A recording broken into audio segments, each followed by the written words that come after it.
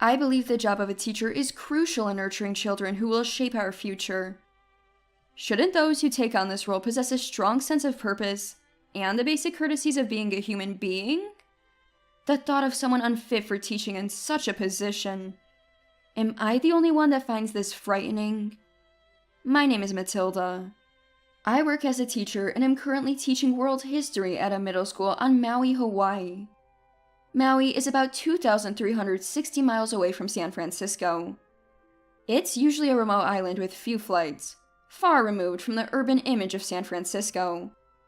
I had my reasons for wanting to teach on a remote island, and as if by good timing, my husband Royce got transferred to a government office in Maui, which sped up our move here. Royce has a deep interest in regional revitalization and a strong sense of mission, dreaming of boosting tourism on remote islands. While my husband and I work in different fields, administration and education, we share a common desire to uplift areas that might be at a disadvantage compared to urban centers. But putting Royce's story aside for a moment, I became a teacher largely due to my parents' influence. My father, a former middle school principal, was elected to the city's education board for his achievements. My mother, after 25 years as an elementary school teacher, became an education advisor, offering guidance to struggling teachers and parents, earning widespread trust. Growing up watching my parents, I aspired to be like them. Though I never attended their classes, the praises I heard and the words of gratitude from their students and holiday cards showed their caliber as educators. As their daughter, I felt a mix of pride and happiness, and a deep desire to become a teacher like them. To become a teacher, obtaining a teaching license is essential. One must earn a degree from a college or junior college, complete teaching practice, and acquire the necessary credits. With a deep desire to understand education, I entered a national university of education. Lectures by renowned professors and connections with like-minded peers expanded my skills and boosted my motivation. During my college years, I had two significant experiences, or memories involving two people. One good, one bad, but which one should I start with? There was a volunteer education research group in college. This group actively exchanged ideas with other universities and focused on networking with like-minded individuals. At these regular meetings, not only were there social gatherings, but also opportunities to present our views. At one such meeting, I, representing my university, passionately spoke about my studies and my eagerness to excel as a teacher. After my presentation, the room erupted in applause and praise. A moment of great satisfaction and joy for me. It was then that Ruby, a fellow student from another university, approached me. I felt disgusted by your naive and superficial speech. Can't you talk more realistically? It was a total waste of time. I was taken aback by Ruby's sudden and harsh words at our first meeting. I was merely expressing my aspirations as a teacher. I thought I was being realistic. What exactly did you find unsatisfactory? As I responded, Ruby turned red with anger, hurling irrational insults before leaving in self-satisfaction. I had never encountered someone like her before and was left dumbfounded. Then, another student from Ruby's university approached me with an apologetic look. I'm sorry about my friend.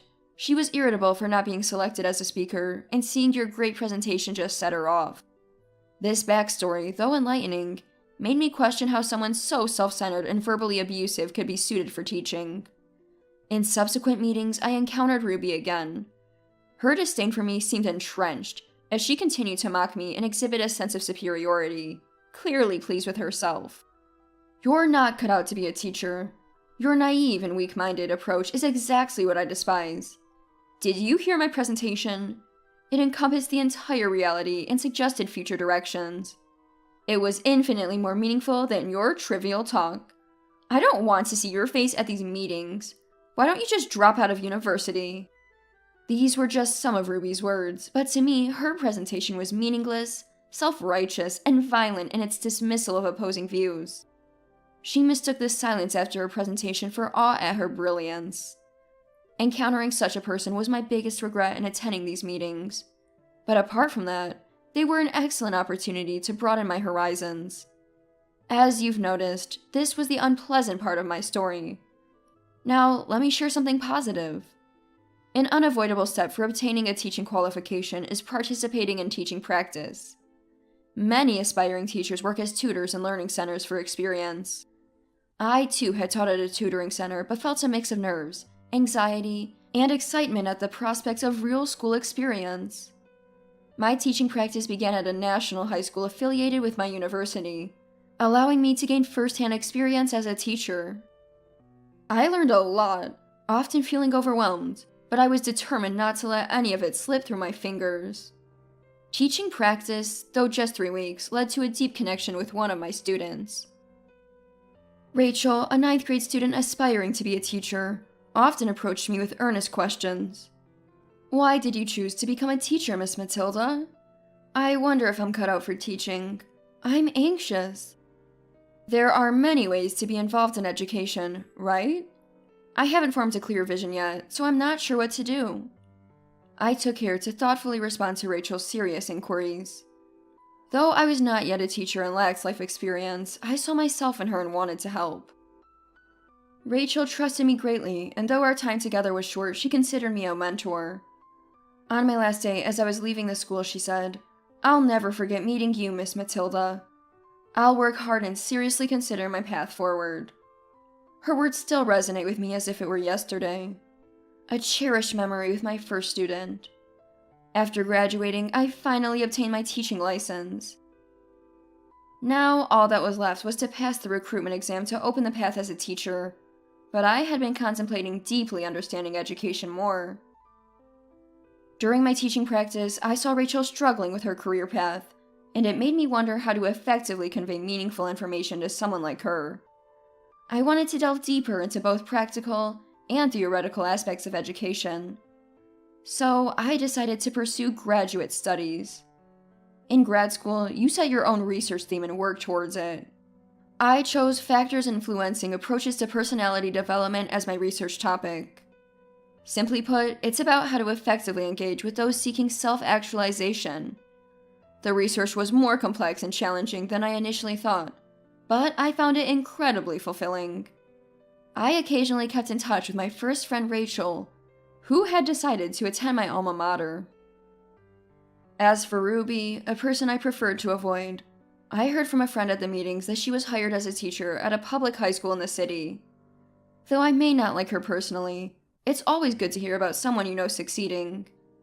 Torn between my eagerness to teach and my desire to learn more about education, I continued my grad school journey. Like in my undergraduate days, there were networking groups, and I joined them to broaden my horizons. The group included professionals interested in education, allowing me to discover worlds unknown to me, making each meeting exciting. It was at one of these meetings that I met Royce, my future husband. Royce, a public servant, was passionate and proud of his work, never sparing effort in his daily tasks. He was a great conversationalist, and our talks often set my heart racing. Eventually, I realized these flutters were signs of affection for Royce, which unsettled me as I had never been in a relationship before. Embarrassingly, I acted awkwardly around him several times due to my unfamiliar feelings. During this time of growing affection, Royce confessed his feelings for me, and we began dating, bringing me immense joy. As our relationship progressed smoothly and my graduate studies advanced, I finally graduated. I passed the teacher recruitment exam, was hired at a local high school, and received a marriage proposal from Royce. It was a time of significant beginnings in both my personal and professional life. Filled with high expectations of standing in front of students and interacting with them, I was ready to embark on my journey as a teacher. But a surprising event shattered these expectations. On my first day at the new school, I encountered someone I had hoped never to meet again, Ruby. By some twist of fate, she was working as a teacher at the same school I was assigned to. After my introduction on the first day, Ruby quickly started her harassment. "I'm surprised someone like you could become a teacher. How many years has it been since you graduated? And now you're just starting as a newbie? How incompetent can you be?" She scoffed. But I chose not to mention my graduate studies. It seems like an unnecessary hassle. When I remained silent, Ruby seemed to take it as a cue to continue her tirade against me. Despite years passing since our university days, her relentless animosity towards me was almost frightening. My subject was world history, and Ruby taught mathematics. Though our interactions were minimal due to our different subjects, Ruby always found a way to interfere. It was particularly burdensome when Ruby joined the committee for a school event. She had no business with my classes, but she would say, "Poor students having to endure your class. Luckily, they have my superior lessons as salvation. My students say they find my classes interesting and easy to understand." On the other hand, I never heard anything positive about Ruby's classes. I tried to ignore her, but that seemed to annoy her even more, making her provocations unbearable. A year of being tossed between my dream teaching life and the nightmare that was Ruby passed, and I was finally approved for my long-desired position at a remote island middle school. I wanted to implement my research theme, educational approaches to environmental differences, in a practical setting. Fortunately, Royce also received an assignment to the same island, allowing us to relocate together. When my transfer was confirmed, Ruby approached me, laughing. "Going to the countryside? Perfect for an incompetent like you. It's like being a fallen warrior." It's for my research and a new challenge. Calling it countryside is disrespectful to the islanders. Unable to ignore her rude remark, I retorted only for her to laugh, and belittle my career choices, claiming it was pathetic. Convinced she was right, there was no reasoning with her. "I'm transferring to a prestigious private high school. They specifically asked for someone as capable as me." Ruby proudly boasted about being hired at a prestigious school. One a banished incompetent, the other an excellent and beautiful female teacher. The contrast couldn't be clearer. Her comments about exile and beauty were so ridiculous that I just nodded and left. The students on the island, still somewhat naive compared to city high schoolers, were pure and sincere. I dedicated myself to my new teaching role. Royce, too, was working hard at his new job, boosting the island's tourism. 3 fulfilling years passed in this nature-rich environment, working and focusing on my research. Then I was invited to present my research findings at a conference in the city. The prospect of returning to the mainland filled me with anticipation, and Royce was able to join me on his vacation. The feeling was like a mini vacation. The conference venue was bustling with education professionals. Royce came to listen to my presentation and his support, and my nervous state was invaluable. When Royce left to greet someone he recognized, I heard a familiar voice from behind. "Why are you here? This is a distinguished educational conference, not a place for a fallen warrior." I hadn't expected to encounter such a noisy woman here. "Are you presenting something? You should probably not, just to avoid embarrassment." Ruby started talking fluently about how she was asked to attend this conference because of her performance at the famous school, even though I hadn't asked. Her condescending tone and manner were extremely irritating. "It's my turn to present next. I'll let you watch so you don't despair over the difference between us." Ruby walked away, seemingly pleased with herself, but I was worried about her. I doubted whether she could make a decent presentation. And, as I suspected, Ruby's presentation turned out to be remarkably insubstantial. It was so lacking. It might be more accurate to say there was nothing there at all. Ruby's presentation lacked substantial data to support her theories, and her speaking skills were poor. Moreover, she spent much time bragging about irrelevant things. More than half of her talk was meaningless. The awkward atmosphere in the hall after her presentation reminded me of our university days. Apparently sensing the mood, Ruby quickly left the stage. During the 30-minute break, Ruby approached me again. Really, my sophisticated speech was probably too complex for ordinary people. "I grace you with my presence, and this is the thanks I get?" She loudly accused me in front of everyone, questioning how I managed to get the final slot in the program.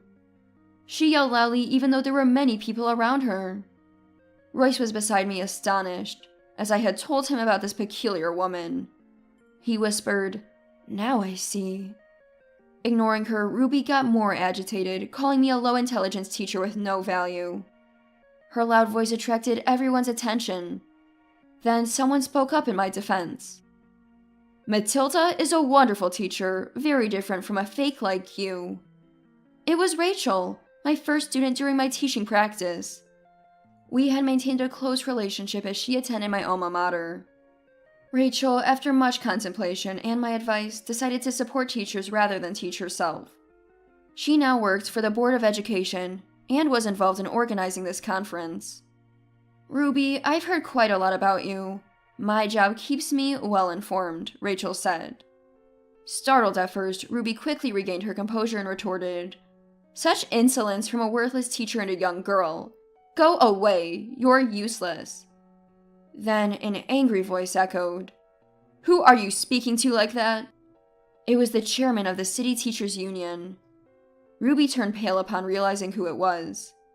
"Matilda's father is the educational director of the Board of Education, and her mother is a highly respected educational critic," the chairman explained. Ruby immediately protested, accusing me of nepotism. "Daughter of the educational director? That's favoritism, so unfair." "Your narrow-mindedness is showing. Matilda's parents are just her background. Her invitation to this conference is due to her own achievements, Dr. Matilda." "Wait, doctor? What do you mean?" Ruby was confused. After completing my master's degree, I faced a dilemma about my career path. Torn between teaching and future research, I chose research. I continued the doctoral program and earned my PhD. Upon graduation, I asked the professors who wanted me to stay at the university if I could gain some practical experience by teaching. I had accumulated significant research on island education, and my long-term thesis was complete. This conference was an opportunity to present my findings. Then Royce, who was listening, said, "That was Ruby, right? We've been noticing a lot of issues with her. Discussions are underway whether to let her continue teaching." "What are you talking about? Who are you?" Ruby murmured in a fading voice, her face turning pale. "Royce is a civil servant. Specifically, a national civil servant with a position in the U.S. Department of Education. He was on assignment to the island as part of a personnel exchange with the Ministry of the Interior, working on a rehabilitation program for problematic teachers. Because of this, he kept receiving updates about such teachers." The chairman's words, "You better be prepared," made Ruby kneel, cover her face, and cry.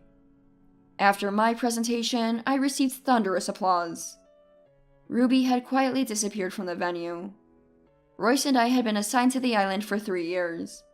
I was expected to return to the university, and Royce's secondment was ending, so he was returning to the Department of Education. We moved back to the city together just as we had arrived. We invited Rachel to our new home. "I'm always grateful to your father, the education director. My dad also speaks highly of you, Rachel, calling you a capable and reliable staff member. Thanks for your help this time," I added. "I knew about Ruby from you and thought she couldn't possibly be fit for teaching. A little investigation revealed a lot of issues. It wasn't difficult. Ruby's professional attitude was the worst, with no good reputation. She had managed to behave well during her transition to the private school, but her luck ran out, exposing her true capabilities and unsuitability for teaching. Her job at the private school was a 3-year contract, and she forced her way into the conference to try to extend it. Her participation in the conference, let alone her dreadful presentation, was unthinkable. Her plan to extend her contract through the conference ended in a disastrous result. The principal of the prestigious school, upon learning about her presentation and behavior at the conference, promptly terminated her employment. Ruby's misconduct led to her being sent to a rehabilitation program, but she foolishly fled, unable to cope. Ruby's abandonment of her duties has raised serious doubts about her suitability. A hearing for revoking her teaching license has begun. According to him, the revocation of her license was almost certain. Royce returned to his former position, finalizing the rehabilitation program, and was appointed leader of a new project. Rachel was making strides as a leader in reforming the working conditions of educational staff. I returned to the university to teach. Although it's different from teaching at middle and high schools, it's enjoyable and fulfilling, and I'm continuing my research, exploring new methods of education. I dream of my research nurturing the children of the future, making every day rewarding.